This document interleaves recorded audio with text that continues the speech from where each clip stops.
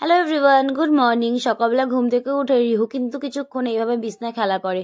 ও আর আমি একসাথেই উঠেছিলাম। তারপরে কিন্তু ওকে সোয়েটার পরিয়ে দিয়ে, মোজা পরিয়ে দিয়ে আমি গেছিলাম একটু ফ্রেশ হতে, যেহেতু ও একা একা খেলা করছিল। আর এই ফাঁকে তাড়াতাড়ি ফ্রেশ হয়ে ভাবলাম চাটাও আমি বানিয়েই নিই। চা বানিয়ে নিয়ে চলে গেলাম বিছানায় চা খাওয়ার জন্য, কারণ ও পাশে খেলবে, আমি চাটা তাড়াতাড়ি করে খেয়ে নেব। না হলে ওর একবার কান্না শুরু হলে আর আমার চা খাওয়া হয়ে গেল। তো যাই হোক, এখনো কিন্তু ওর সাথে আমি কথা বলছিলাম আর চা খাচ্ছিলাম, ও কিন্তু খেলা করছিল। তারপরে ওকে ওই ঘরের বিছনায় রেখে এসে আমি কিন্তু তাড়াতাড়ি করে এই ঘরের বেডশিটটা চেঞ্জ করে দিচ্ছি, কারণ রাত্রেবেলা কালকে হঠাৎই রিহু মানে ঘুমের চোখে বমি করে দিয়েছিল।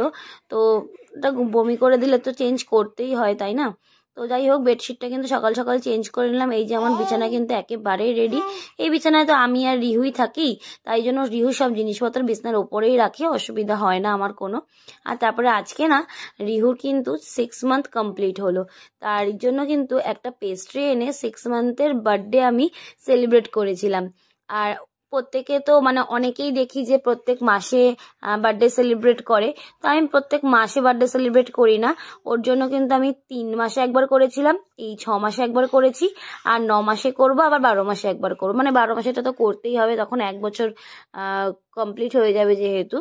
তো এই দেখো, আর কেক কাটার পর কিন্তু রিহু খাওয়ার জন্য একটু বায়না করছিল, মানে এরকম করছিল। বাচ্চা মানুষকে যে মিষ্টি দিতে নেই আমিও জানি, কিন্তু এখন বাচ্চা, এখন সামনে যদি এরকম করে, একটু না দিয়ে কি থাকা যায় বলো? তাই মা তো, তাই দিয়েই দিয়েছি। আর রিহুর বার্থডে উপলক্ষে কিন্তু বাড়িতে একটু বানিয়েছিলাম স্যান্ডউইচ, কারণ একটু কিছু খাওয়া দাওয়া না করলে কি ভালো লাগে বলো? আর বাইরের খাবার তো অতটাও বেশি মানে হেলদি না জানি, তবুও টেস্টের জন্য আমরা বাইরের খাবার খেয়েই নিই। তাই ভাবলাম এইবার কিন্তু ঘরেই আমি স্যান্ডউইচ বানাবো।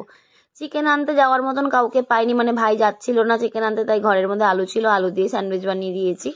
আর আমার যে স্যান্ডউইচ মেকারটা ছিল ওটা তো দিল্লিতে রাখা আছে, তাই এরকম ফ্রাইং প্যানের মধ্যেই বাটার গরম করে আমি স্যান্ডউইচগুলো একটু সেঁকে নিচ্ছি। এইভাবে খেতেও কিন্তু অসাম লাগে। তো তোমরা কিন্তু কোনোদিন এভাবে ট্রাই করে দেখতে পারো। আলুটাকে সেদ্ধ করে একটুখানি পেঁয়াজ, লঙ্কা আর একটু মশলাপাতি দিয়ে মেখে মাঝখানে একটু টমেটো সস আর মেয়োনিজ দিয়ে আলুটা ভরে এইভাবে কিন্তু বাটারে সেঁকে নিলেও স্যান্ডউইচগুলো বেশ ভালোই হয়। তো এই ছিল আজকে আমার ব্লগ, আর এই স্যান্ডউইচ খেয়েই কিন্তু আমরা আমাদের ডিনারটা কমপ্লিট করেছি। ভালো লেগে থাকলে সাবস্ক্রাইব করে দিও। ওকে, বাই।